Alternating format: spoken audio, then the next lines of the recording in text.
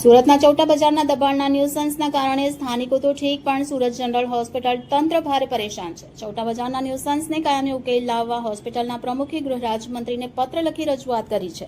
શહેરના કોટ વિસ્તારમાં બાલાજી રોડ પરની સુરત જનરલ હોસ્પિટલ, જે વર્ષોથી લોકોને રાહત દરે સારવાર આપે છે, તે ગેરકાયદે દબાણોના કારણે ગંભીર સંકટમાં મુકાઈ છે. હોસ્પિટલની આસપાસ ફેરિયા અને દુકાનદારો દ્વારા રોડ પર કરાતા ગેરકાયદે અતિક્રમણને કારણે એમ્બ્યુલન્સ અને ફાયર બ્રિગેડના વાહન પહોંચી શકતા નથી.